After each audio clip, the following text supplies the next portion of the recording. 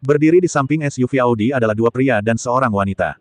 Salah satu remaja putra mengenakan kacamata hitam dan berusia sekitar 22 atau 3 tahun, dan dua lainnya tampak seperti siswa sekolah menengah. Mereka sedang menunggu Sun Xiaochu. Xiaochu, kamu akhirnya sampai di sini. Kami telah menunggu di sini selama hampir setengah jam. Maaf, Wen, keluarga kami makan siangnya terlambat hari ini. Seorang gadis bernama Xie Wen adalah orang pertama yang melihat Sun Xiaochu dan segera berlari menghampirinya untuk berpegangan tangan, seperti sepasang sahabat baik. Dia adalah saudara laki-laki Tang Su, Tang Lei. Dia akan pergi ke Gunung Tiandang bersama kita. SUV ini miliknya. Xie Wen membawakan Sun Xiaochu kepada pemuda berkacamata itu dan memperkenalkannya. Halo, sapa saudara Tang. Bagus. Tang Lei tersenyum dan mengangguk, diam-diam menilai Sun Xiaochu, terutama kaki putih dan lembut di bawah rok lipitnya, sangat indah. Gadis SMA yang murni dan lesat. Ada kilatan api di mata Tang Lei, tapi itu disembunyikan oleh kacamata hitamnya dan tidak ada orang lain yang menyadarinya. Tang Su di samping berkata, saudaraku, ayo pergi segera setelah semua orang ada di sini. Saya tidak sabar untuk mendengarkan nyanyian sutra Yellow Eyebrow Immortal. Mereka berempat masuk ke dalam mobil. Tang Lei bertanya dengan rasa ingin tahu saat mengemudi, apakah makhluk abadi beralis kuning yang baru saja Anda sebutkan itu benar-benar menakjubkan. Tentu saja, kami pergi ke sana sekali minggu lalu. Saat Yellow Eyebrow Immortal melantunkan sutra, sepertinya ada semacam sihir yang membuat orang tenggelam di dalamnya dalam sekejap, dan mereka melupakan semua kekhawatiran mereka. Xie Wen berkata dengan penuh semangat, tapi segera dia menyadari Sun Xiaochu, yang terus melihat ke belakang, dan tidak bisa menahan diri untuk tidak bertanya, Xiaochu, apa yang kamu lihat? Tidak ada apa-apa. Apalagi yang bisa dilihat Sun Xiaochu? Tentu saja dia ingin melihat apakah Lu Yun mengikutinya. Secara logika, hal seperti ini tidak mungkin terjadi, karena Lu Yun sedang mengendarai sepeda dan tidak bisa mengejar SUV tersebut. Tapi Sun Xiaochu selalu memiliki perasaan aneh di hatinya. Sepertinya Lu Yun mengikuti mereka. Setelah melewati jalan pegunungan yang terjal, jarak jauh di depan relatif datar. Sun Xiaochu tidak bisa menahan diri untuk tidak melihat ke belakang dan berseru.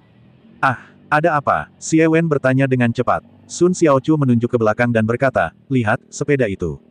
Xie Wen juga berbalik dan melihat pemandangan di luar melalui jendela belakang. Matanya membelalak tak percaya dan dia berseru, bagaimana ini mungkin? Saya melihat bumper 28 inci mengikuti di belakang SUV mereka, dan kecepatannya tidak melambat sama sekali. Siapa lagi yang bisa menjadi pemilik sepeda itu selain Lu Yun? Sun Xiaochu menutup mulut kecil Cherry dan berkata, apakah ini Tuan Lu seorang pengendara sepeda profesional? Xiaochu, apakah kamu kenal orang di belakangmu? Ya, namanya Tuan Lu. Saya tidak tahu nama aslinya, tapi dia makan siang di rumah saya hari ini. Mata indah Xie Wen dipenuhi dengan kecemerlangan saat dia berkata, ini luar biasa. Sebagian besar jalan menuju Gunung Tiandang merupakan jalan pegunungan. Tang Lei tidak berani mengemudi terlalu cepat, namun jaraknya masih hanya 40 atau 50 meter. Sepeda di belakangnya sebenarnya bisa terus mengikuti. Yang paling dikagumi gadis-gadis SMA ini adalah pria seperti angin. Xie Wen tiba-tiba ingin mengenal pria aneh yang mengendarai bar besar di belakangnya. Namun, Tang Lei, yang duduk di kursi pengemudi, tampak muram. Itu kamu, Anda lagi. Saya akhirnya keluar untuk menjemput gadis-gadis, dan saya bertemu Anda lagi.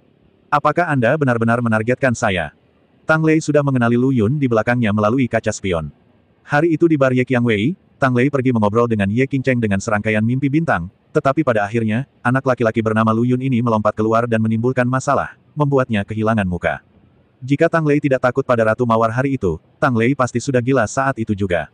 Saya benar-benar tidak menyangka hal itu. Dia benar-benar bertemu pria itu lagi hari ini, dan melihat ekspresi memuja kedua gadis kecil di kursi belakang, Tang Lei tahu bahwa musuh bebuyutannya dalam menjemput gadis ada di sini lagi. Jadi bagaimana mungkin Tuan Tang tidak marah? Ledakan.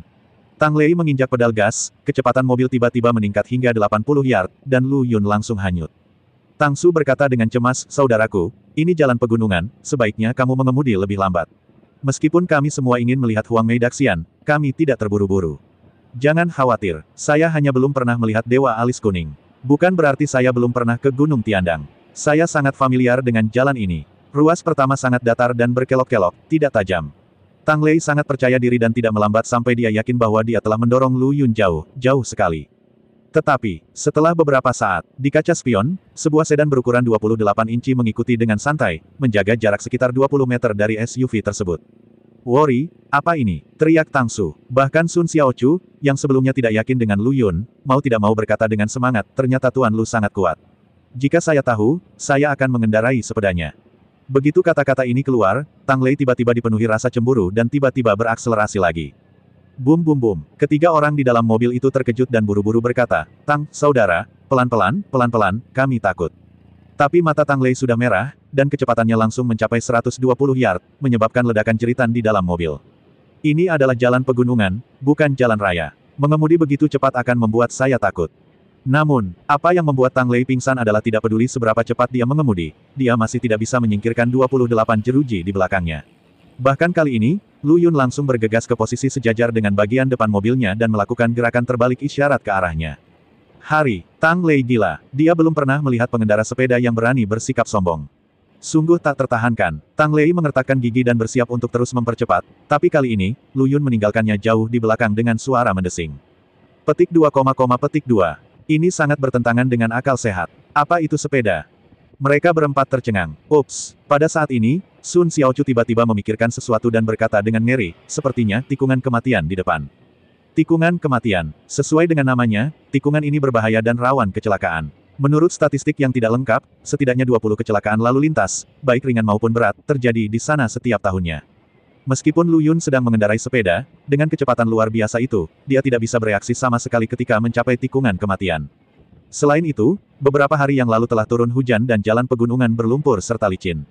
Kemungkinan Lu Yun jatuh dari tebing mencapai 70 hingga 80%. Sun Xiaochu berkata dengan cemas, "Saudara Tang, cepat menyusul Tuan Lu dan ingatkan dia bahwa ada tikungan berbahaya di depan." Meskipun dia memiliki kepribadian yang sulit diatur, dia baik hati dan tidak tahan melihat Lu Yun jatuh dari tebing. Tang Su menggelengkan kepalanya dan berkata, "Saya khawatir sudah terlambat untuk mengejar ketinggalan saat ini, dan itu mungkin membuatnya takut dan membuatnya lebih mudah jatuh.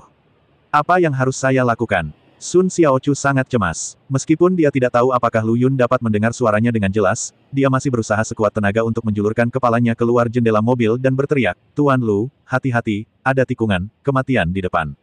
Hidup dan mati itu penting." Tang Lei mencibir dan meningkatkan kecepatan dalam jangkauan yang terkendali. Dia tidak ingin mengingatkan Lu Yun, tapi dia tidak ingin melewatkan pemandangan indah saat jatuh dari tebing.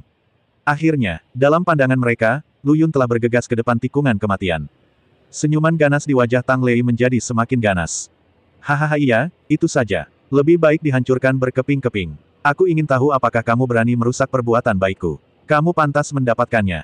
Ah, kedua gadis kecil itu menutup mata karena ngeri, tidak berani melanjutkan menonton adegan selanjutnya. Tapi saat ini, Tang Su, yang duduk di kursi penumpang, tiba-tiba mengeluarkan suara yang bahkan lebih keras dari kedua gadis kecil itu, brengsek. Petik 2 tanda tanya petik 2. Sun Xiaochu buru-buru bertanya, "Ada apa? Apakah Tuan Lu jatuh?" Xie Wen juga tampak bingung. Mereka hanya melihat Lu Yun akan jatuh dari tebing, jadi mereka tidak berani menonton lagi.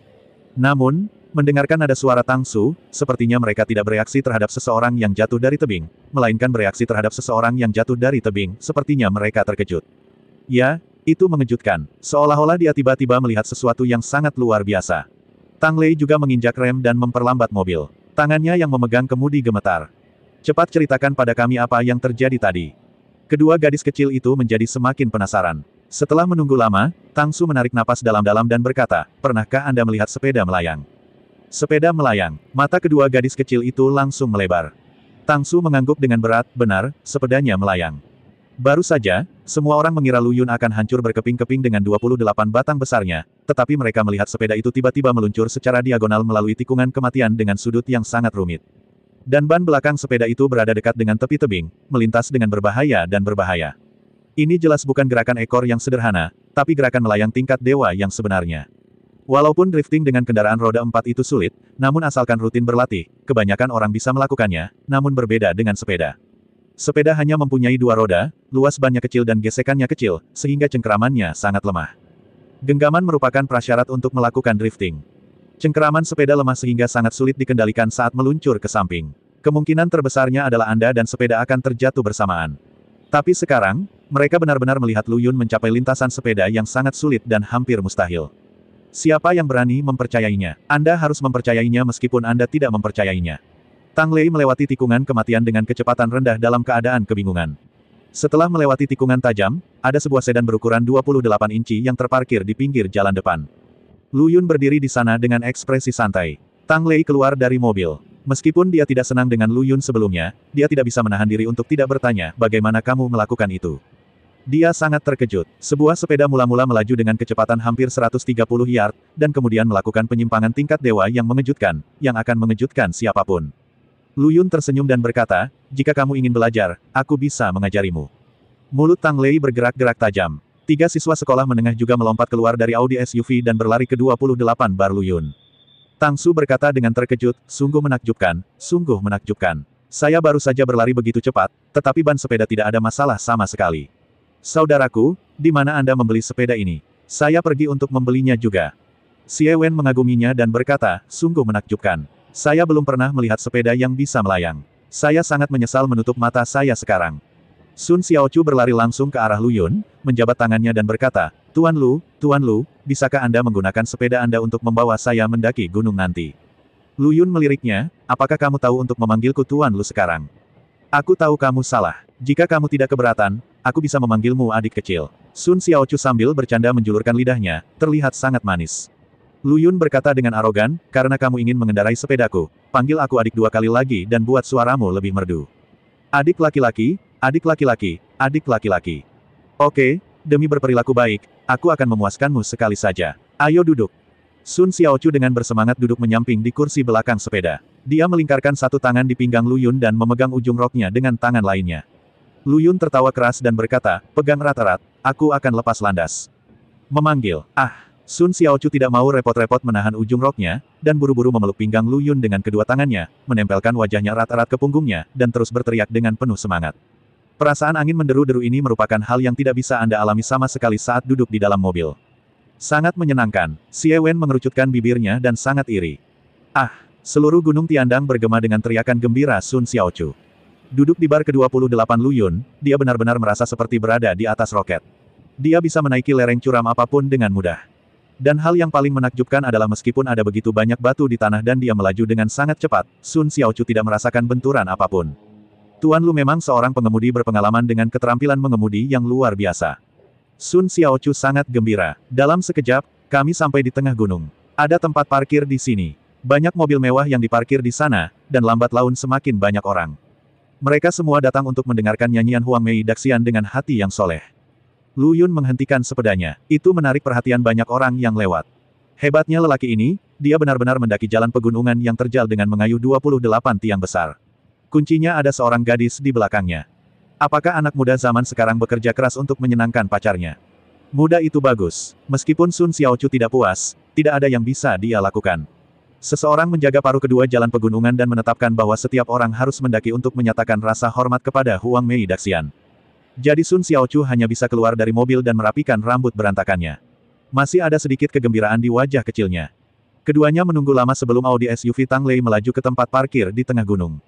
Setelah turun dari mobil, mereka bertiga memandang Lu Yun seolah-olah sedang melihat monster. Mereka hanya menyaksikan tanpa daya saat Lu Yun mengemudikan Sun Xiaochu, meninggalkan SUV Audi mereka jauh di belakang. Xie Wen berlari mendekat dan meraih tangan kecil Sun Xiaochu dan bertanya, Xiaochu, bagaimana perasaanmu tadi? Ini sangat mengasyikkan, seperti menaiki roller coaster, tetapi tanpa rasa tidak nyaman saat menaiki roller coaster. Singkatnya, sangat menyegarkan, kata Sun Xiaochu dengan makna yang belum selesai. Ekspresi Xie Wen menjadi lebih iri ketika dia berkata, aku benar-benar ingin duduk di sana sekali. Tidak, Tuan Lu hanya bisa menggendongku sendiri hari ini. Kamu bisa menunggu sampai waktu berikutnya. Itu keterlaluan. Apa kamu masih bukan sahabatku? Xie Wen memandang Sun Xiaochu dengan kesal dan mengulurkan tangan untuk menggaruk pinggangnya. Kedua gadis kecil itu langsung mulai berkelahi. Tang Su berlari ke arah Lu Yun dan berkata dengan kagum, saudaraku, kamu sangat populer. Bisakah kamu meminjamkan sepedamu sebentar? Meskipun saudaranya Tang Lei bukan orang baik, dia masih cukup baik, jadi Lu Yun hanya ragu sejenak dan mengangguk. Aku bisa meminjamkannya padamu untuk sementara waktu, tapi aku ingin mengingatkanmu bahwa bayi besarku adalah untuk orang lain. Jangan terlalu kecewa nanti. Yah, terima kasih, saudaraku. Tang Su sangat bersemangat sehingga dia mengendarai bar besar ke-28, tetapi dia mengayuh ke kiri dan ke kanan. Meskipun dia mengerahkan seluruh kekuatannya, dia masih tidak dapat mencapai pemandangan yang dia bayangkan. Ini adalah sepeda yang sangat biasa. Aneh sekali. Mungkinkah mobil berusia 28 tahun ini benar-benar mengenali seseorang? Tang Su mencoba berkali-kali, tetapi akhirnya harus menyerah. Dia benar-benar tidak bisa mengendalikan sepeda aneh ini. Bagaimana dia tahu bahwa sepeda ini sebenarnya adalah senjata ajaib? Ia hanya bisa efektif jika disuntik dengan energi sejati.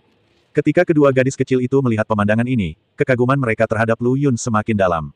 Sepertinya hanya Tuan Lu yang bisa berkendara dengan kecepatan seperti itu. Sudah berakhir, hatiku telah jatuh. Dentang. Pada saat ini, Suara lonceng perunggu tiba-tiba terdengar dari puncak gunung, bergema di seluruh gunung Tiandang.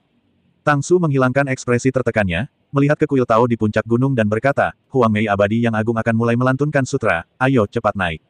Baiklah, Tuan Lu, silakan ikut dengan kami dan dengarkan. Sungguh ajaib, kata Sun Xiaochu sambil menarik lengan Lu Yun. Lagi pula kita sudah sampai, jadi ayo kita lihat. Lu Yun mengangguk sedikit, tapi rasa dingin yang tak terlihat melintas di matanya. Kecuali fakta bahwa dia tidak melihat roh jahat di wajah Tang Lei, 3 orang lainnya memilikinya, yang berarti bahwa mereka mungkin mendapatkan roh jahat setelah mendengarkan sutra nyanyian abadi alis kuning sekali.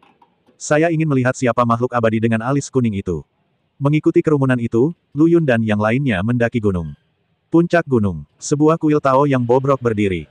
Saya melihat seorang lelaki tua kurus mengenakan jubah Tao duduk bersila di antara mereka, dengan mata tertutup. Yang paling menarik perhatian adalah kedua alis coklatnya, yang sangat panjang dan menjuntai seperti tirai pintu. Tidak heran dia disebut dewa beralis kuning. Pertama kali Lu Yun melihat makhluk abadi dengan alis kuning, dia merasakan aura aneh yang memancar darinya, sangat gelap dan sangat berbeda dari roh abadi pendeta Tao biasa.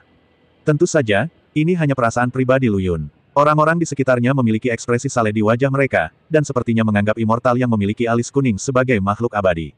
Semuanya, duduklah. Setelah beberapa saat, immortal yang memiliki alis huang perlahan membuka matanya. Suaranya memiliki energi yang aneh, seperti suara seorang penghipnotis, membuat orang merasa damai. Namun semakin sering hal ini terjadi, Lu Yun semakin merasa ada yang tidak beres. Semua orang duduk di tanah. Dewa beralis huang tidak membuang waktu dan langsung membacakan kitab suci, suaranya masih terdengar menghipnotis. Semua orang mendengarkan dengan tenang dan segera tertidur. Bahkan mungkin mereka sendiri tidak menyadarinya, dan mereka mengira mereka masih mendengarkan kitab suci Huang Mei Daxian. Pantas saja Xie Wen mengatakan bahwa ketika Yellow Eyebrow Immortal melantunkan sutra, terdapat kekuatan gaib khusus yang dapat dengan cepat membuat orang membenamkan diri di dalamnya dan melupakan kekhawatirannya. Jika Anda masih tidak melupakan masalah Anda, maka Anda benar-benar hantu. Meskipun Lu Yun juga menutup matanya, jejak cahaya Qian muncul di tengah alisnya. Taoisme, mata sejati Faksuan. Wawasan, saya melihat seorang anak laki-laki dengan dahi ungu dan wajah pucat, melayang perlahan dari belakang dewa alis kuning. 2 bola mata besar, seperti lonceng tembaga, hampir menghancurkan seluruh rongga matanya. Melihat situasi ini, Lu Yun mau tidak mau terlihat terkejut. Ini, bocah hantu yang kejam. Membesarkan anak adalah hal yang sangat merendahkan martabat dan selalu dipandang rendah oleh orang-orang. Jika Dewa Alis Kuning menggunakan umur panjangnya untuk membesarkan seorang anak, dan Lu Yun terlalu malas untuk ikut campur dalam urusannya sendiri, beberapa orang mungkin kehilangan anak mereka lebih awal dan akan menggunakan metode ini untuk menjaga putra dan putri mereka yang hilang di sisinya. Selama tidak merugikan siapapun, itu bukan masalah besar. Tapi yang membuat Lu Yun marah adalah bahwa pendeta Tao yang jahat ini sebenarnya berani menggunakan umur panjang orang yang tidak bersalah untuk membesarkan seorang anak untuknya. Ini sudah menjadi hal yang tabu bagi para biksu, dan semua orang akan menghukumnya. Jadi saat bocah hantu itu bergegas keluar, Lu Yun tiba-tiba membuka matanya, dan lampu listrik yang tajam menyala. Bentak, bocah hantu ganas itu dipukul dengan keras, dan asap menyengat tiba-tiba muncul dari tubuhnya, lalu dia berteriak dan bersembunyi di balik Dewa Alis Kuning. Dari mana bajingan ini berasal, beraninya kamu merusak perbuatan baik Dewa Abadiku yang memiliki alis huang. Dewa Abadi yang memiliki alis huang berhenti membaca kitab suci, dan matanya yang jahat menyapu semua orang, dan akhirnya mendarat pada Lu Yun. Semua orang masih dalam keadaan terhipnotis, hanya Lu Yun yang sadar, jadi itu pasti salah anak ini. Immortal yang memiliki alis huang menatapnya dengan tajam. Lu Yun berdiri dan mencibir, bajingan sepertimu layak untuk diklaim sebagai makhluk abadi. Menurutku kamu sama baiknya dengan penjahat beralis kuning. Mata Dewa beralis huang menyipit dan dia bertanya dengan heran, apakah kamu juga seorang Tao? Lu Yun tidak menjawab. Huang Mei Daxian mengira dia telah menyetujuinya, dan berkata dengan suara yang dalam, karena kamu adalah sesama penganut Tao, saya mengizinkan kamu membawa teman-temanmu dan pergi. Mulai sekarang, kita tidak akan saling mengganggu, bagaimana? Lu Yun menggelengkan kepalanya, tidak terlalu bagus. Apakah kamu harus mengurus urusanmu sendiri hari ini? Melihat Lu Yun menolak untuk pergi, wajah Dewa beralis huang tiba-tiba menjadi gelap, dan matanya menunjukkan sedikit rasa dingin. Lu Yun berkata dengan acuh tak acuh, saat aku bertemu dengan sampah sepertimu, menurutku siapapun yang memiliki rasa keadilan akan memilih untuk membunuhmu. Sungguh nada yang besar, beraninya kamu ingin membunuhku, Dewa beralis kuning. Menurutku kamu hanya mencari kematian. Dewa beralis kuning mencibir, membalikkan telapak tangannya, dan bendera merah darah muncul di tangannya, lalu dia menunjuk ke arah Lu Yun dan berkata, bocah hantu, bunuh dia. Kata-kata itu jatuh begitu saja. Bocah hantu galak itu segera meledak dengan jeritan melengking dan bergegas menuju Lu Yun dengan wajah galak. Lu Yun berdiri dengan tangan di belakang punggungnya, matanya bersinar seperti kilat. Ketika bocah hantu itu berlari ke arahnya, dia tiba-tiba berteriak pelan, anak nakal yang berani bersikap sombong di depanku, hancurkan aku. Dia berteriak, dan jimat hijau kuno tiba-tiba mengembun di kehampaan di depannya, menyerang langsung bocah hantu ganas itu. Mencicit, bocah hantu ganas itu tiba-tiba tertutup asap hitam dan terus berteriak. Dia tidak lagi berani mendekati Lu Yun dengan mudah. Batalkan segel, ekspresi ngeri muncul di mata immortal yang memiliki alis huang. Hanya praktisi dengan tingkat Taoisme yang sangat tinggi yang dapat menampilkan kekuatan magis seperti segel void. Yellow Eyebrow Immortal tidak dapat melakukannya. Bahkan untuk mengendalikan bocah hantu jahat itu, dia membutuhkan bantuan bendera. Yang paling membuatnya takut adalah Lu Yun tidak hanya membentuk segel di kehampaan, tetapi juga membentuk segel di kehampaan dengan mengatakan kebenaran. Orang ini memiliki Taoisme yang sangat tinggi. Dewa alis kuning segera membuat keputusan di dalam hatinya, dan tiba-tiba mengibarkan bendera di tangannya, dan melihat bocah hantu yang ketakutan dan ganas itu, tiba-tiba seolah-olah dia telah dirangsang dengan kuat, benar-benar terdistorsi. Mencicit, bocah hantu ganas itu menjerit dan terbang keluar, tetapi bukannya bergegas menuju Lu Yun, dia tiba-tiba masuk ke tubuh Sun Xiaochu di sebelahnya. Aura jahat di antara alis Sun Xiaochu menjadi semakin kuat, benar-benar berubah menjadi ungu kehitaman. Ketika dia membuka matanya, tidak ada cahaya sama sekali, hanya kebingungan dan kebodohan. Nak, kita telah membuat kesepakatan bagus hari ini, dan kita akan membayarnya kembali 10 kali lipat di masa depan. Dewa alis kuning meraung dengan marah, melompat turun dari Gunung Tiandang, dan menghilang tanpa jejak. Dia tidak punya pilihan selain meninggalkan pionnya untuk menyelamatkan komandannya. Lu Yun sedikit mengernyit, dan bukannya mengejar dewa beralis kuning, dia meraih Sun Xiaochu, menurunkannya, lalu mengangkat tangannya dan menamparnya. Bang bang bang. Setelah beberapa kali tamparan, jeritan akhirnya terdengar, dan hantu anak laki-laki ganas muncul dari kepala Sun Xiaochu. Lu Yun menggenggam dengan satu tangan dan langsung mengunci bocah hantu jahat itu di jimatnya. Tuan Lu, Sun Xiaochu bangun dan bergumam, tapi segera menunjukkan ekspresi sedih. Bagaimana kabarnya? Sun Xiaochu menggosok bagian yang sakit dengan kuat, dan tiba-tiba menyadari bahwa sahabatnya Xie Wen tidak dalam kondisi yang baik, begitu pula Tang Su. Wen, ada apa denganmu? Tang Su, cepat bangun. Sun Xiaochu menemukan bahwa semua orang di sekitarnya, kecuali Lu Yun, memejamkan mata, seolah-olah mereka sedang tidur. Tidak peduli bagaimana dia berteriak, dia tidak mau bangun, jadi dia menatap Lu Yun dengan bingung dan berkata, Tuan Lu, bagaimana mereka bisa melakukan ini? Lu Yun menjelaskan, mereka dihipnotis oleh Dewa Alis Kuning. Kamu juga sama sekarang. Aku membangunkanmu. Ternyata Tuan Lu menamparkan dirinya sendiri hanya untuk membangunkan dirinya. Sun Xiaochu berpikir sejenak dan berkata, lalu mengapa Huang Mei Daxian ingin menghipnotis kita? Dia bukan orang baik. Lu Yun kemudian menceritakan secara singkat apa yang baru saja terjadi. Sun Xiaochu sangat gembira setelah mendengar ini, dan wajah kecilnya yang seperti boneka porselen dipenuhi dengan rasa tidak percaya. Tuan Lu, maksud Anda tangan Anda sedang memegang hantu? Sun Xiaochu bertanya. Ketika Lu Yun mengangguk, dia menjadi semakin penasaran dan berkata, bisakah kamu membiarkan aku melihatnya? Aku belum pernah melihat seperti apa rupa hantu. Aku khawatir kamu akan mengalami mimpi buruk setelah menontonnya. Tidak, Tuan Lu, tolong izinkan saya melihatnya. Kamu yakin? Melihat Sun Xiaochu mengangguk, Lu Yun memutuskan untuk memuaskan rasa penasarannya, jadi dia menunjuk ke matanya dan membuka mata V4 ginanya. Sun Xiaochu membuka matanya dengan penuh harap dan gugup, dan kemudian dia melihat dua mata hitam besar, seperti dua lonceng tembaga, berayun maju mundur di depannya. Sun Xiaochu sangat ketakutan. Kakinya terpeleset dan dia hampir jatuh ke tanah. Tuan Lu, apa yang akan kamu lakukan dengan setan kecil ini? Setelah mengalami kepanikan singkat, Sun Xiaochu berkedip dan bertanya dengan rasa ingin tahu. Dia tidak lagi takut seperti sebelumnya. Dia bahkan merasa bahwa bocah hantu itu sangat lucu dan terus-terusan memasang wajah seperti itu. Kekanak-kanakan, Lu Yun menggelengkan kepalanya tanpa daya. Jika Sun Xiaochu pernah melihat betapa ganasnya bocah hantu jahat ini sebelumnya, dia mungkin tidak akan menganggapnya lucu. Tidak ada yang salah dengan bocah hantu itu sendiri, dia hanya dimanfaatkan oleh orang jahat, jadi saya siap membantunya menebus dirinya sendiri. Setelah berbicara, Lu Yun dalam hati melafalkan dua baris, sutra penyelamatan jiwa.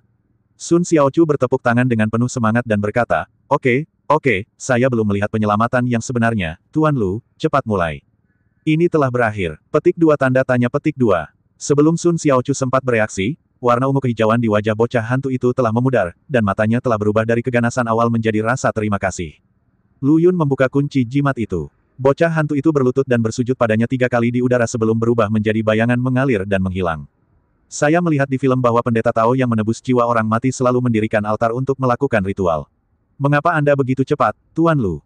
Sun Xiaochu telah menyelesaikan penyelamatan sebelum dia melihat apapun. Tidak memuaskan sama sekali. Di alam Tao saya tidak perlu lagi menggunakan altar untuk berlatih sihir, dan... Lu Yun tersenyum, lalu tiba-tiba berbalik dan memukul kepala Sun Xiaochu dengan keras, jangan pernah bilang pria itu cepat. Wah, Tuan Lu, Anda sudah sangat cepat, super cepat, cepat mengendarai sepeda, dan cepat dalam segala hal yang Anda lakukan. Petik 2, petik 2. Selanjutnya, keduanya bermain di puncak gunung sebentar, dan mereka yang terhipnotis perlahan-lahan terbangun. Hah, di mana immortal yang memiliki alis Huang? Setelah semua orang bangun, wajah mereka menjadi bingung. Sun Xiaochu berlari ke arah Xie Wen, memegang tangannya dengan gembira dan berkata, Wen, kamu sudah bangun. Aneh, kenapa hari ini aku merasa berbeda dari sebelumnya? Kepalaku terasa agak berat.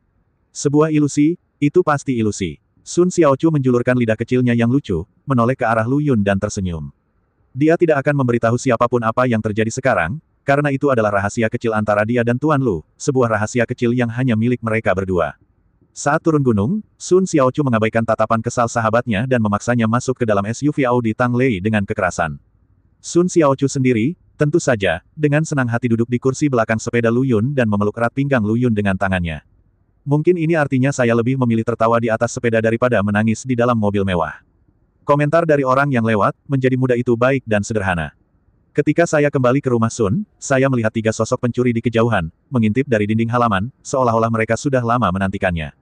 3 orang aneh. Lu Yun bergumam, menurunkan Sun Xiaochu dari sepeda, mengucapkan selamat tinggal padanya, dan pergi dengan santai dengan tiang 2/8-nya.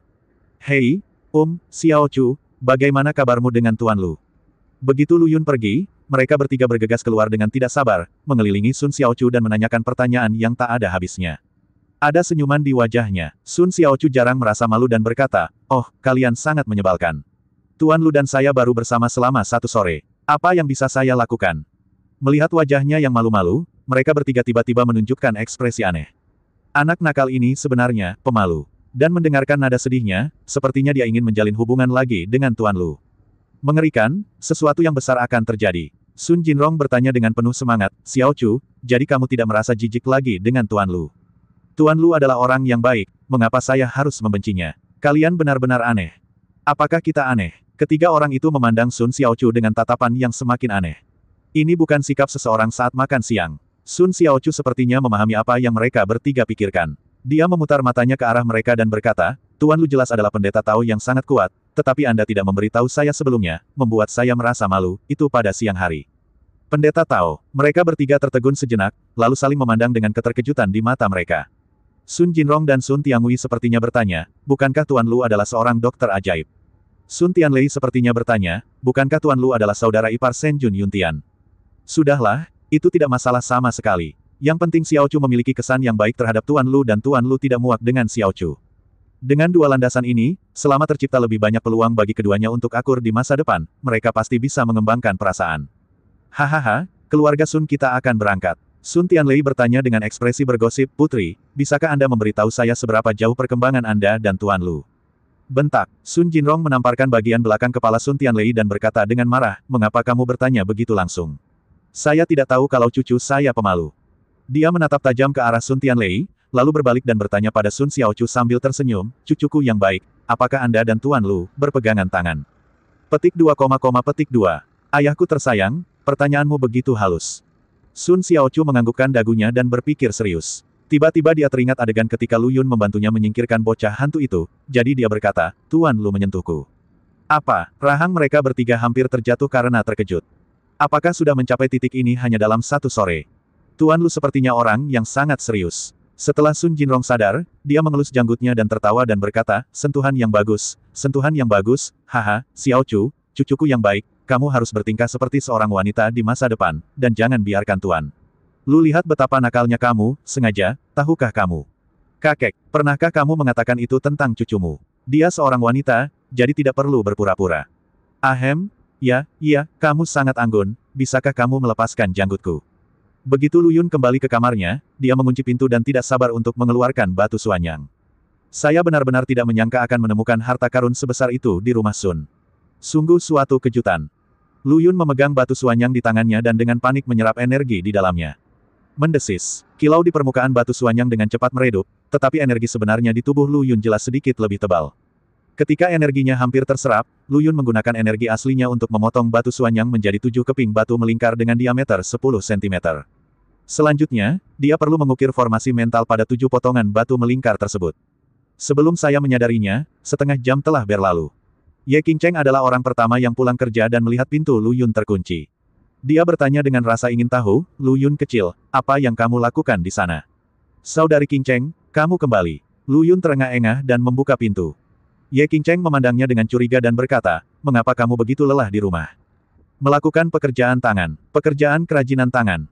Ye Qingcheng tertegun, dan kemudian teringat bahwa Wang Bining pernah bercanda dengannya sebelumnya bahwa pekerjaan tangan anak laki-laki berbeda dari pekerjaan tangan yang serius. Wajah cantiknya tiba-tiba memerah, dan tatapannya pada Lu Yun menjadi semakin aneh. Saya mengerti, saya mengerti. Sulit bagimu untuk tinggal bersama saudara perempuanmu akhir-akhir ini. Ye Qingcheng dengan sadar mendorong Lu Yun kembali ke kamar dan memintanya untuk melanjutkan menyelesaikan pekerjaan yang belum selesai. Dia juga menutup pintu untuknya dengan sangat hati-hati. Petik 2, petik 2. Lu Yun melihat ketujuh lingkaran sihir yang belum selesai di atas meja, dan kemudian memikirkan tatapan aneh di mata Sister Qingcheng barusan, dan tiba-tiba berpikir keras. Saya benar-benar membuat kerajinan tangan. Malam. Saat makan, Lu Yun selalu merasa ketiga saudara perempuan cantik itu memandangnya dengan aneh. Lin Qingtan menyajikan semangkuk sup untuk Lu Yun dan berkata, adik, kemarilah, sepanci daging kambing yang direbus dengan lobak putih ini disiapkan untukmu. Wolfberry di dalamnya dibeli oleh kakak perempuan tertuaku di toko khusus pada sore hari. Liu Yaner juga berkata dengan sangat antusias, Xiao Lu Yun, jika kamu memiliki kebutuhan di masa depan, kamu dapat memberitahu kakak ketiga, dan kakak ketiga pasti akan membantumu jika dia bisa. Lu Yun kesemutan setelah makan makanan ini. Keesokan harinya, Lu Yun mengikuti Lin Qingtan ke Aula Xinglin. Di pagi hari, Aula Xinglin penuh dengan bisnis, dan beberapa kali lebih ramai dibandingkan saat Li Kuan datang untuk berkonsultasi. Pasien-pasien ini belum tentu datang ke dokter untuk menemui dokter. Banyak dari mereka datang ke Tuan Yu untuk meminta bantuan penyembuhan. Lu Yun tidak mengganggu Yu Hongwen dan membantu memberikan akupuntur dan meresepkan obat kepada beberapa pasien yang sakit parah. Dokter Lu, saya sudah menunggu Anda. Seorang wanita masuk ke Aula Xinglin dengan senyuman di wajahnya, sambil menggendong seorang gadis kecil. Ketika gadis kecil itu melihat Lu Yun, dia langsung berteriak dengan suara manis, kakak. Xiao Xiao sangat baik. Lu Yun tersenyum dan menyentuh kepala gadis kecil itu, lalu memandang wanita itu dan bertanya, apakah penyakit flu putrimu sudah kambuh lagi? Tidak, tidak, sejak terakhir kali dokter Lu menyuntik saya, si kecil tidak pernah sakit lagi. Hari ini kami di sini untuk mengirimkan spanduk kepada dokter Lu. Saya bertekad. Lu Yun tidak menolak. Ini adalah niat mereka berdua. Meski hadiahnya tidak mahal, ketulusannya bernilai ribuan emas. Kalau begitu kita tidak akan memanggil dokter Lu untuk perawatan medis. Xiao Xiao, ucapkan selamat tinggal pada dokter Lu. Sampai jumpa, kakak. Sampai jumpa. Melihat ibu dan putrinya meninggalkan Aula Xinglin, senyuman di bibir Lu Yun tidak pernah pudar. Mungkin, ini adalah momen paling membahagiakan bagi seorang dokter. Tetapi, saat ibu dan putrinya hendak menghilang dari pandangan Lu Yun, dia tiba-tiba melihat seorang pria licik mengikuti mereka. Wajah Lu Yun tiba-tiba menjadi gelap dan dia berkata kepada Lin Qingtan, kakak kedua, aku akan keluar sebentar. Karena itu, dia meninggalkan Aula Xinglin dan mengikutinya sepanjang jalan, menemukan bahwa pria itu memang mengikuti ibu dan putrinya. Ibu dan putrinya belum memperhatikan apapun. Datang ke kota kumuh. Di kejauhan terdengar pertengkaran dari depan. Lu Yun mengerutkan kening dan segera datang ke rumah wanita itu. Dia melihat wanita itu berjongkok di tanah sambil menangis dengan gadis kecil di pelukannya, dengan tanda tamparan merah cerah di wajahnya. Gadis kecil itu juga menangis ketakutan. Laki-laki dengan raut wajah galak itu meneriaki ibu dan putrinya, bahkan ingin memukul perempuan tersebut. Ketika Lu Yun melihat pemandangan ini, dia langsung marah. Dia melangkah maju, meraih tinju pria itu, dan mengusirnya. Tangan laki-laki digunakan untuk melindungi perempuan, bukan untuk memukul mereka, dasar sampah, kata Lu Yun dengan marah. Siapa kamu? Bukan urusanmu untuk memberi pelajaran pada istri dan anak-anakku. Pria itu tertegun sejenak, lalu dia mengambil sebuah bangku dan melemparkannya ke arah Lu Yun dengan tatapan galak. Tanpa diduga, Lu Yun bahkan tidak bersembunyi, dia langsung menangkap bangku tersebut dan melambai ke arah pria itu dengan backhandnya. Bahkan jika kamu tega menyerang istri dan anakmu sendiri, maka kamu bahkan bukan manusia dan harus dipukuli. Lu Yun membanting bangku ke arah pria itu dengan keras, memukulinya hingga pria itu melolong seperti anjing hingga bangku tersebut roboh. Brengsek, tunggu aku. Dan kalian berdua juga, jangan berpikir kalian bisa menghindariku, aku akan segera kembali. Pria itu terlatih-tatih keluar dari kota kumuh, mengucapkan kata-kata kasar, jelas akan menelepon seseorang. Lu Yun menenangkan amarah di hatinya, menoleh ke arah wanita itu dan bertanya, Bibi, apa yang terjadi? Wanita itu menangis beberapa saat sebelum perlahan menceritakan alasan kejadian tersebut. Ternyata laki-laki itu memang suaminya, yaitu ayah kecilnya, namun ia gagal memenuhi tanggung jawabnya sebagai suami dan ayah. Setiap kali setelah minum atau ketika suasana hatinya sedang buruk, dia akan pulang dan memukuli ibu dan putrinya. Wanita itu sudah lama ingin menceraikannya, tetapi setiap kali dia menyebutkannya, dia akan dipukuli dan ditendang, dan terkadang bahkan gadis kecil itu pun akan menderita. Tidak ada cara lain. Untuk mencegah kekerasan dalam rumah tangga menimbulkan bayangan psikologis pada putrinya, perempuan tersebut harus pindah secara diam-diam, namun ia berpindah beberapa kali berturut-turut namun ditemukan oleh sang laki-laki. Ibu dan anak perempuannya benar-benar putus asa sekarang. Setelah mendengarkan cerita wanita itu, Lu Yun hanya merasa sedih di dalam hatinya. Bibi, pernahkah kamu berpikir untuk memanggil polisi? Lu Yun bertanya. Tidak ada gunanya, saya pernah menelepon polisi sebelumnya. Ketika polisi datang untuk menengahi, dia berjanji tidak akan memukuli kami lagi. Tapi begitu polisi pergi, dia menjadi lebih buruk dan mengancam saya bahwa dia akan melakukannya lagi lain kali. Jika Anda berani memanggil polisi, kami akan dibunuh. Putriku masih sangat kecil, dan aku sangat takut dia akan terluka, jadi aku tidak pernah berani memanggil polisi. Aku hanya bisa berpindah rumah lagi dan lagi untuk menghindari bajingan itu. Tapi, bajingan itu hanyalah iblis. Setiap kali dia menemukan kami, ibu dan anak, dia selalu memukul dan menendang kami. Jika bukan karena Anda, Dr. Lu, hari ini, saya dan Xiao Xiao mungkin akan. Wanita itu terisak, dan ketika dia berbicara tentang pria bajingan itu, seluruh tubuhnya gemetar ketakutan. Lu Yun meninju kusen pintu dan berkata dengan mata dingin, jangan takut, Bibi. Karena saya, Lu Yun, telah menangkap masalah ini, saya tidak akan hanya duduk diam dan mengabaikannya. Jika polisi tidak dapat menyelesaikannya masalahnya, aku, Lu Yun, akan membantumu menyelesaikannya. Tidak, wanita itu tiba-tiba meraih lengan Lu Yun dan berkata dengan ngeri, pria itu bajingan. Setiap kali dia pergi ke suatu tempat, dia terlibat dengan gangster setempat. Dia pasti pergi menelepon seseorang sekarang. Dr. Lu, tolong cepat pergi, kami tidak dapat menyeretmu ke bawah. Saat wanita itu berbicara, dia mendorong Lu Yun menjauh dengan keras, tapi Lu Yun tidak bergerak sama sekali. Wanita itu menangis dan berkata, Dr. Lu, mengapa kamu begitu bodoh? Ini adalah takdir ibu kami. Kami tidak dapat bersembunyi darinya. Tetapi Dr. Lu, kamu tidak ada hubungannya dengan masalah ini. Mengapa kamu ingin melakukannya? Tinggal bersama ibu kita. Apakah kalian berdua terpengaruh?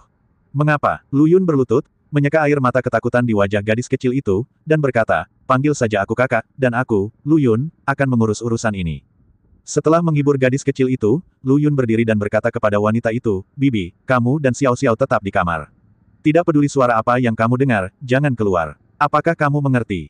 Setelah mengatakan itu, dia memindahkan bangku keluar rumah dan menutup pintu.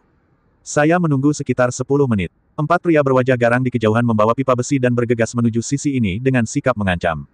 Pemimpinnya tak lain adalah suami wanita itu, Zhou Liang. Zhou Liang melihat Lu Yun masih duduk dengan tenang di bangku, dan segera berteriak dengan marah, Yah, bajingan, kamu belum pergi, kamu punya nyali. Saudara Kun, ini anak itu, cepat pukul dia sampai mati untuk saya. Seorang pria pendek dan kekar di sampingnya mengangguk, berjalan ke arah Lu Yun dan berkata, kaulah yang baru saja menyentuh adikku, kan? Katakan pada dirimu sendiri, bagaimana cara mengatasinya. Lu Yun meliriknya, siapa kamu? Saya, pria pendek dan gempal itu tertegun sejenak, lalu tertawa terbahak-bahak dan berkata, haha, kamu baru di sini, apa kamu tidak tahu siapa aku? Sekarang dengarkan aku, namaku Niu Kun, dan aku dihormati di jalan. Semua orang memanggilku kakak Kun, ingat. Lu Yun menggelengkan kepalanya, saya tidak ingat, tapi saya ingat nama bernama Niu Ribi. Niu Hibi, wajah Niu Kun tiba-tiba menjadi gelap, dan dia mengutuk, persetan dengan koin anjing itu, berani tidak menghormati saudaraku Kun, menurutku tulangmu gatal. Saat dia mengatakan itu, dia memukul kepala Lu Yun dengan pipa besi. Meskipun Niu Kun tidak tinggi, dia sangat kuat dan kuat. Jika pipa besinya jatuh, dia pasti bisa menghancurkan kepala Lu Yun. Tapi ketika dia mengangkat pipa besi dan belum mengenai kepala Lu Yun, dia melihat Lu Yun menendang seperti guntur. Dalam sekejap, Niu Kun terbang mundur lebih dari 5 meter dan tergeletak di tanah sambil memuntahkan air asam. Lu Yun mengambil bangku itu dan berdiri, berjalan menuju Zhou Liang selangkah demi selangkah, sepertinya bangku itu tidak membuatmu nyaman sebelumnya, jadi kamu kembali untuk mencari pelecehan. Saat ini, mereka bertiga masih dalam keadaan kebingungan. Mereka tidak pernah menyangka kalau kakak mereka Kun akan diusir oleh pemuda di depan mereka. Melihat Lu Yun berjalan ke arahnya, Zhou Liang menunjukkan ekspresi ngeri di wajahnya, tapi kemudian dia berteriak, anak ini benar-benar berani menendang saudara Kun.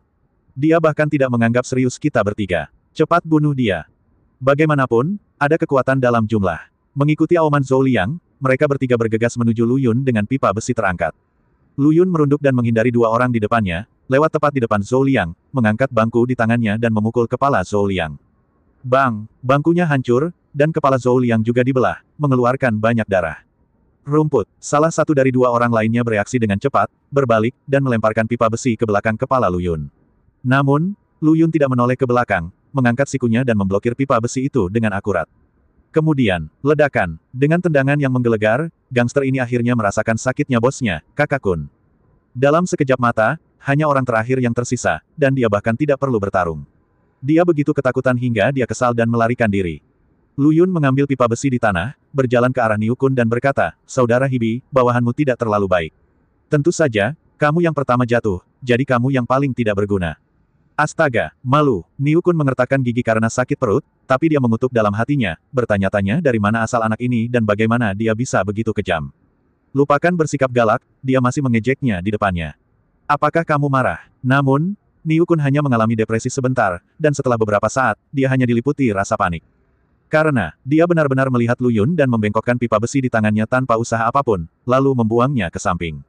Brengsek, raksasa. Dengan kata lain, ketika dia menendang dirinya sendiri, dia tidak menggunakan kekuatan penuhnya sama sekali.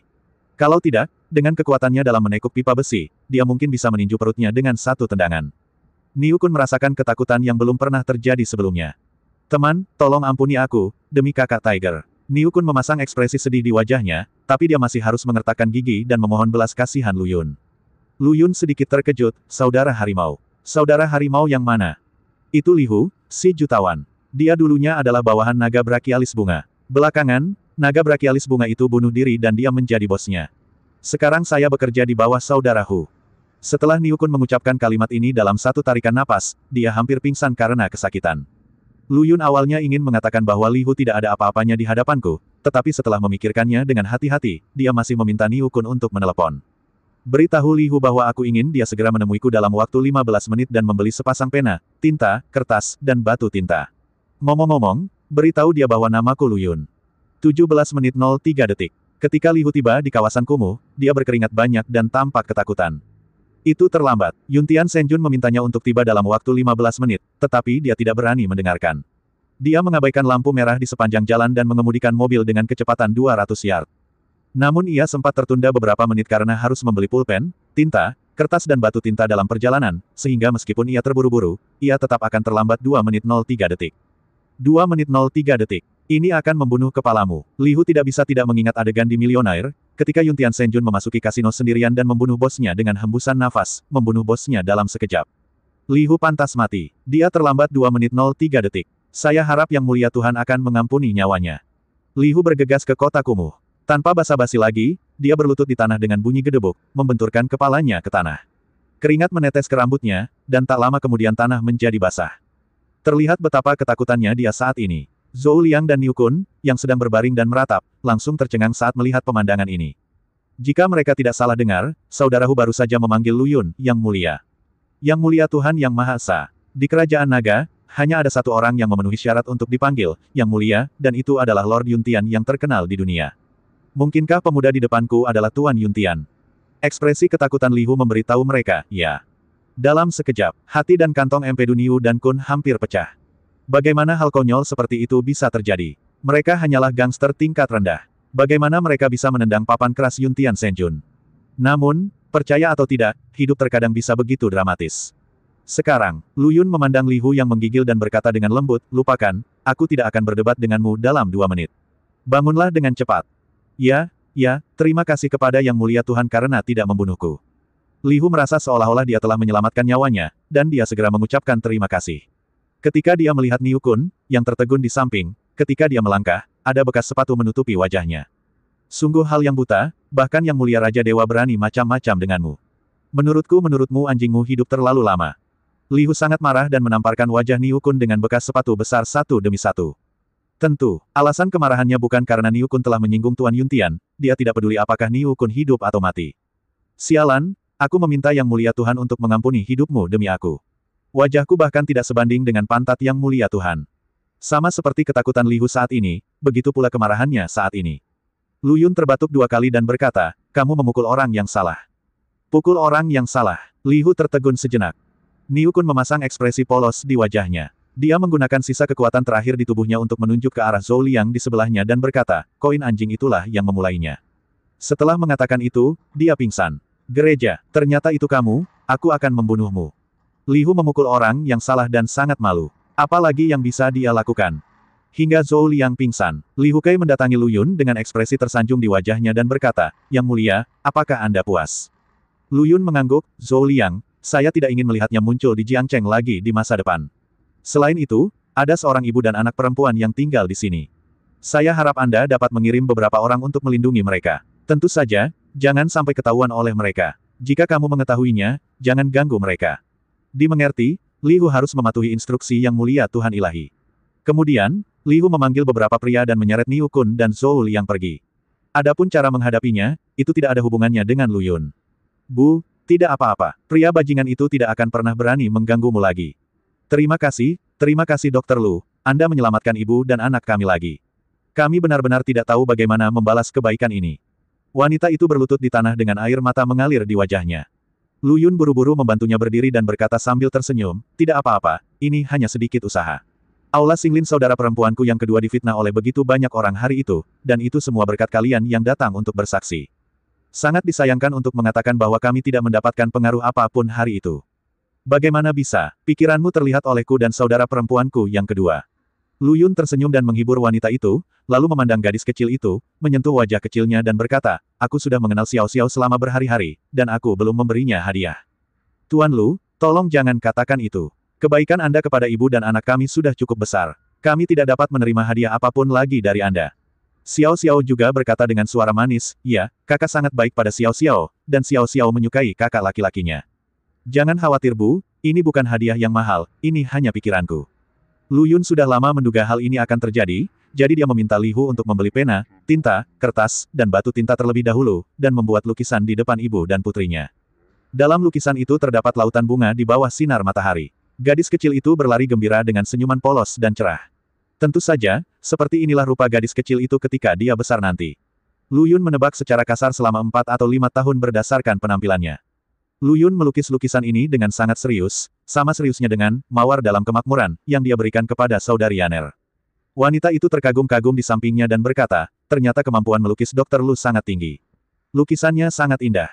Meskipun wanita itu tidak tahu cara kaligrafi dan melukis, dia masih bisa membedakan apakah lukisan itu baik atau buruk. Lukisan Dr. Lu memberinya perasaan yang mendalam, seolah-olah sinar matahari pada lukisan itu menyinari dirinya rata-rata. Kehangatan, kepolosan, sepertinya semua kabut dalam hidup telah hilang saat ini. Setelah menyelesaikan lukisannya, Lu Yun berkata kepada gadis kecil itu sambil tersenyum, nama lukisan ini adalah Bahagia Kecil. Ini adalah hadiah dari kakak laki-laki kepada gadis kecil itu. Apakah kamu menyukainya? Aku menyukainya. Xiao Xiao menyukai hadiah kakak. Xiao Xiao sangat senang. Gadis kecil itu bertepuk tangan dan berkata. Lu Yun juga memiliki senyuman cerah di wajahnya. Selamat si kecil. Nama yang sangat kekanak-kanakan, namun kecantikan dan kepolosan sejati tidak pernah serumit yang dibayangkan dunia. Semakin sederhana, semakin baik. Tidak, setelah Lu Yun meninggalkan kota kumuh, dia tidak pergi ke Aula Xinglin, tetapi langsung kembali ke Green Villa. Dia belum selesai mengukir 7 formasi pemikiran kemarin. Tugas itu harus diselesaikan hari ini. Untuk mencegah kesalahpahaman kakak beradik cantik seperti kemarin, Lu Yun tidak berani mengunci pintu kali ini. Bagaimanapun, ini masih pagi sebelum saudara perempuannya pulang kerja, jadi dia punya cukup waktu untuk menyelesaikan lingkaran sihir. Mengukir lingkaran pikiran sama dengan memberikan akupuntur pada Xiao Xiao. Semakin kecil, semakin sulit. Jika Lu Yun diminta untuk mengukir formasi mental untuk seluruh villa hijau, mungkin hanya membutuhkan waktu kurang dari 10 menit, tetapi tidak akan mudah untuk mengukirnya pada bongkahan batu dengan diameter 10 cm. Hal ini memerlukan pengendalian pikiran yang sangat kuat. Baru pada malam hari Lu Yun akhirnya selesai menggambar ke-7 lingkaran sihir, dan dalam beberapa menit, kakak perempuan tertua Ye Qingcheng kembali. Melihat Lu Yun kehabisan napas lagi, Ye Qingcheng mengangkat alisnya, melangkah maju dan meraih telinganya dan berkata, apakah pekerjaan tangan begitu membuat ketagihan? Saya menyelesaikannya kemarin dan saya melakukannya lagi hari ini. Apakah Anda masih menginginkannya? 2 milikmu, pinggang. Kak, ini benar-benar salah paham. Lu Yun benar-benar tidak menyangka bahwa meskipun dia tidak mengunci pintu hari ini, dia masih akan disalahpahami oleh Sister Qingcheng. Dalam benak Sister Qingcheng, apakah saya begitu celaka? Ye Qingcheng berkata dengan marah, saya tidak peduli apakah itu salah paham atau tidak, tapi saya tidak bisa membiarkan Anda tinggal di rumah sendirian di masa depan, jika tidak 10 ginjal tidak akan cukup untuk Anda. Lu Yun tersenyum pahit dan berkata, Saudari Qingcheng, apa yang kamu katakan terlalu berlebihan. Berlebihan, Ye Qingcheng menatap, kamu tidak bertanggung jawab. Jika pinggangmu habis, bagaimana kamu akan memperlakukan istrimu di masa depan? Kamu juga mengatakan bahwa kamu ingin menikahi saudara perempuanmu. Bisakah kamu menanggungnya? Apa maksud Suster Qingcheng dengan ini? Lu Yun menepuk keningnya dan berkata, jadi maksud Suster Qingcheng adalah selama tubuhku mampu menanggungnya, kalian semua bersedia menikah denganku. Ye Qingcheng sedikit terkejut. Ini tidak perlu dipahami, tapi, sepertinya sama saja. Kemudian, untuk membiarkan Xiao Lu Yun menghargai tubuhnya, Ye Qingcheng tiba-tiba mengubah wajah dinginnya sebelumnya, tersenyum manis dan berkata, jadi, kamu harus lebih menahan diri. Ada drama, pertunjukan yang luar biasa. Meskipun awalnya ini adalah kesalahpahaman, Lu Yun melihat harapan dari kata-kata Sister Qingcheng. Mungkinkah janji yang saya buat saat masih kecil benar-benar bisa dipenuhi? Haha, meskipun saudari Qingcheng bersikap dingin dan terus menatapku dan saudari Yaner, dia sebenarnya masih sangat mencintaiku di dalam hatinya. Jadi aku memutuskan bahwa saudari Qingcheng akan menjadi istri tertuaku. Lu Yun berpikir dengan gembira. Ye Qingcheng mungkin tidak menyadari bahwa kata-kata penyemangat yang dia ucapkan dengan santai menyebabkan Lu Yun bermimpi panjang. Aku akan ke ibu kota provinsi besok. Ikutlah denganku. Setelah beberapa saat, Ye Qingcheng mengenakan satu set pakaian rumah yang longgar dan duduk di sofa dengan cangkir termos di tangannya. Pergi ke ibu kota provinsi. Baiklah, saya akan membahas proyek kerja sama. Saya mungkin harus tinggal di ibu kota provinsi selama beberapa hari. Ikutlah dengan saya. Sejak menerima hampir 10 miliar pesanan penjualan dari Raja Nanjiang dan beberapa keluarga kaya, grup Qingcheng langsung berkembang pesat dan langsung memasuki jajaran teratas Jiangcheng, mendekati keluarga Chen di Jiangbei. Sekarang pasar Jiangcheng pada dasarnya telah dibuka. Jika Qingcheng Group ingin terus berkembang, harus membuka pasar di ibu kota provinsi, jadi Ye Qingcheng perlu merundingkan kerja sama di sana. Adapun mengapa aku membawa Lu Yun bersamaku? Bukankah ini tidak perlu dipikirkan lagi? Tanpa membawa Lu Yun bersamanya, apakah dia akan ditinggalkan di rumah untuk terus menikmati esensi hidupnya? Terlebih lagi, ada Liu Yaner di rumah yang sedang mengincarnya. Ye Qingcheng benar-benar khawatir jika dia tidak membawa Lu Yun pergi, dunia mungkin akan terbalik ketika dia kembali setelah mendiskusikan proyek tersebut. Jika Lu Yun mengetahui pikiran Ye Qingcheng, dia akan sangat sedih hingga dia menitikkan air mata. Apakah aku, Tuan Yuntian, begitu tidak mampu menahan matamu? Itu belum tentu benar. Bagaimanapun, saudara perempuan itu sangat cantik dan sosok mereka sangat eksplosif. Jika mereka bermain di kolam renang lagi, tidak peduli seberapa kuat konsentrasi Lu Yun, dia mungkin tidak akan mampu menahannya. Singkatnya, Lu Yun tidak bisa lepas dari nasib menemani Suster Qingcheng ke ibu kota provinsi. Dan pada hari mereka meninggalkan Jiangcheng, sebuah pernikahan yang meriah diadakan di Jiangbei. Pengantin pria, Chen Xiang. Pengantin wanita, Gu Anqi. Setelah pernikahan akbar ini, Gu Anqi segera mengambil alih industri penting keluarga Chen, tabloid Jiangcheng. Segera, Ye Qingcheng, Presiden grup Qingcheng, adalah kekasih Nanjiang Wang Leo. Pada saat yang sama, Ye Qingcheng diam-diam memelihara seorang pria cantik tanpa memberitahu Nanjiang Wang. Hampir seketika, Jiangcheng dipenuhi dengan kutukan orang-orang terhadap Ye Qingcheng. Raja Nanjiang, Sun Tianlei, Wu Chenghua dan orang-orang berkuasa lainnya yang mengetahui cerita di dalam gemetar. Keluarga Chen, Anda sedang bermain api. Jiangbei dan yang lainnya tidak dapat campur tangan, jadi mereka hanya dapat memperingatkan orang-orang di bawah mereka untuk tidak berbicara omong kosong, jika tidak, para dewa tidak akan bisa menyelamatkan Anda. Yang juga terkejut adalah keluarga Su. Sejak putra Su Guobin, Su Kei menyinggung Ye Qingcheng, kekuatan keluarga Su mereka di tepi sungai Nanjiang anjlok. Karena pada dasarnya semua keluarga kaya di Nanjiang tahu bahwa orang di belakang Ye Qingcheng adalah Tuan Yuntian.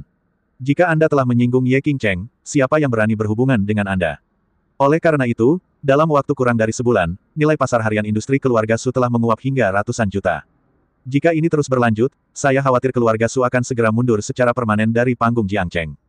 Namun, hari ini, inisiatif keluarga Chen di Jiangbei membuat Su Guobin melihat harapan untuk bangkit kembali. Chen Tai, selamat, kamu telah menemukan cucu menantu yang berharga, hahaha. Su Guobin tertawa terbahak-bahak. Dialah yang mengetahui identitas Lu Yun. Dia bukanlah anak laki-laki cantik yang dipelihara oleh Ye Qingcheng, juga bukan saudara ipar Tuan Yuntian. Jika keluarga Chen berani memfitnah Tuan Yuntian seperti ini, hasilnya sudah hancur. Saya yakin keluarga Chen akan segera hancur, dan properti keluarga Chen di Jiangbei secara alami akan dibagi oleh keluarga kaya lainnya. Jika Su Guobin ingin ikut serta dalam kekacauan ini, dia perlu segera melakukan satu hal, penebusan dosa.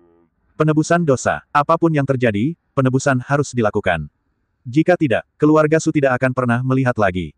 Su Guobin segera memanggil semua anggota keluarga Su dan mengungkapkan pemikirannya, pergi ke Jiangbei dan hancurkan tabloid Jiangcheng. Begitu keputusan ini keluar, semua orang di grup Su terkejut. Kekuasaan di Jiangbei berbeda dengan di Nanjiang. Nanjiang dipimpin oleh Raja Nanjiang, dengan banyak keluarga bangsawan di bawah mereka bertebaran seperti bintang, sedangkan di Jiangbei, keluarga Chen adalah satu-satunya. Dengan kata lain, status keluarga Chen di utara sungai yang setara dengan status Raja Leo dari sungai Nanjiang di seberang sungai Nanjiang. Lebih buruk lagi, semua industri di Jiangbei, baik real estate, catering, pakaian, adalah milik keluarga Chen, yang tentu saja mencakup tabloid Jiangcheng. Su Guobin berkata bahwa dia akan menghancurkan tabloid Jiangcheng, yang sama saja dengan memprovokasi martabat keluarga Chen. Ini akan menimbulkan balas dendam gila dari keluarga Chen. Semua orang di keluarga Su berusaha membujuknya untuk tidak bersikap impulsif, Tetapi Su Guobin bersikeras untuk menempuh jalannya sendiri dan mengatakan secara langsung bahwa mereka yang takut dapat menarik diri dari grup Su kapan saja. Semua orang bertanya dengan bingung, "Guru, apa alasan Anda bersedia mengambil risiko besar untuk menyinggung keluarga Chen?" Setelah mengalami apa yang terjadi pada grup King Cheng terakhir kali, vitalitas keluarga Su telah rusak parah. Jika mereka memprovokasi keluarga Chen di Jiangbei saat ini, mereka akan mendorong keluarga Su ke jalan buntu. Mungkinkah kepala keluarga sudah putus asa terhadap keluarga Su dan siap menyerah pada dirinya sendiri? Melihat ekspresi bingung di wajah semua orang, Su Guobin mencibir dan berkata, "Kenapa? Haha, karena kali ini keluarga Chen telah memprovokasi seseorang yang cukup untuk membuat seluruh kerajaan naga gemetar, Tuan Yuntian." Tuan Yuntian, begitu nama itu keluar, semua orang gemetar hebat, lalu wajah mereka memerah, dan mereka ingin berlutut dan beribadah. Dewa penguasa Yuntian adalah santo pelindung kerajaan naga. Kenapa dia ada hubungannya dengan masalah ini? Apakah yang dimaksud kepala keluarga adalah Tuan Yuntian, berhubungan dengan Ye Qingcheng? Tepat setelah tabloid Jiangcheng menerbitkan artikel untuk menjelek-jelekkan Ye Qingcheng, kepala keluarga membuat keputusan gila dan mengatakan bahwa keluarga Chen telah memprovokasi Senjun Yuntian. Semua orang di keluarga Su tidak bodoh, dan mereka dengan cepat bereaksi. Su Guobin mengangguk. Ledakan. Dalam sekejap, hati semua orang dipenuhi kekacauan. Tentu saja, pantas saja ketika Tuan Sukai menyinggung Ye Qingcheng, kepala keluarga tidak segan-segan memukulinya hingga setengah mati. Ternyata sosok yang berdiri di belakang Ye Qingcheng sebenarnya adalah Tuan Yuntian yang berada di puncak negeri. Mereka akhirnya mengerti kenapa kepala keluarga mengambil keputusan gila itu. Dia hanya ingin menebus dosanya. Kami bersedia mengikuti Tuan keluarga dan menjelajah ke Jiangbei, dan kami tidak akan pernah mundur satu langkah pun. Mereka mengubah sikap menentang mereka sebelumnya, dan hati mereka tidak lagi dipenuhi rasa takut, melainkan kegembiraan. Kegembiraan total. Kesempatan bagi keluarga Su mereka untuk bangkit kembali telah tiba. Sukai juga berkata, "Ayah, aku juga ingin pergi ke Jiangbei bersamamu, dan aku juga ingin menebus dosa-dosaku." Namun, Su Guobin menepuk pundaknya dan berkata, "Kamu tinggal di keluarga Su. Ingat, jika saya tidak kembali dalam 3 hari, kamu pergi ke Qingcheng Group, berlutut di sana dan beritahu Ye Qingcheng semua yang telah saya lakukan. Di Jiangbei, keluarga Chen adalah langit dan bisa memakan orang." Ketika Su Guobin membuat keputusan ini, dia tidak berniat mundur. Dia ingin menggunakan pengorbanannya sendiri untuk memberi keluarga Su kesempatan sekali dalam 1 abad. Semua orang di keluarga Su menangis ketika mendengar kata-kata Su Guobin. Kepala keluarga benar-benar mempertaruhkan segalanya kali ini. Sekolah menjejalkan musim panas di Jiangcheng.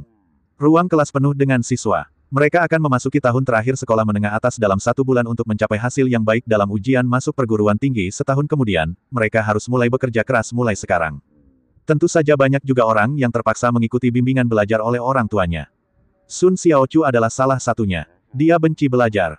Jadi ketika guru tidak memperhatikan, saya diam-diam membaca novel di ponsel saya. Saat saya membacanya dengan penuh minat, sebuah iklan berita tiba-tiba muncul di antarmuka novel, dan saya tidak sengaja mengkliknya. Namun, ketika Sun Xiaochu melihat sekilas isi artikel itu, dia tercengang. "Tuan Lu, apakah dia laki-laki yang cantik?" "Saya tidak percaya." Sun Xiaochu tidak menyapa gurunya, hanya mengambil tas sekolah kecilnya dan berlari keluar kelas. Kembali ke rumah Sun, Sun Jinrong bertanya dengan heran, "Xiaochu, bukankah kamu harus pergi ke kelas hari ini? Kenapa kamu tiba-tiba kembali?" Sun Xiaochu mengangkat telepon di depan Sun Jinrong dan berkata dengan mata merah, "Kakek, artikel ini mengatakan bahwa Tuan Lu adalah anak laki-laki cantik yang dipelihara oleh orang lain." Omong kosong. Wajah Sun Jinrong tiba-tiba menjadi gelap, dan dia berteriak, selain mengatakan omong kosong, hal baik apa lagi yang bisa dilakukan oleh surat kabar yang membuang-buang uang ini. Dia sudah lama melihat artikel ini, tapi dia tidak percaya sama sekali. Bagaimana orang seperti Tuan Lu bisa menjadi anak yang cantik? Surat kabar yang tidak bermoral ini hanya berbicara omong kosong. Sun Tianlei juga berkata, "Putri, apa yang kamu lihat belum tentu benar tentang beberapa hal, terutama anak-anak seusiamu yang kemungkinan besar akan dipimpin oleh orang lain.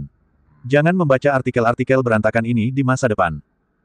Sun Xiaochu mengangguk. Dia tidak mempercayai isi artikel itu, tapi dia hanya merasa sedih pada Tuan Lu.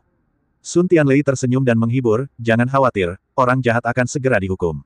Setelah mengatakan itu, dia keluar dan langsung menuju area villa Raja Nanjiang. Ketika dia sampai di area villa, dia menemukan beberapa orang kuat lainnya juga ada di sana. Semua orang tampak serius. Raja Nanjiang Leo berkata dengan wajah muram, "Keluarga Chen bermain api dan bakar diri. Tidak dapat dihindari bahwa mereka akan dihancurkan. Tapi sebelum itu, kita harus melakukan sesuatu dan pergi ke Jiangbei untuk menekan keluarga Chen." Setuju.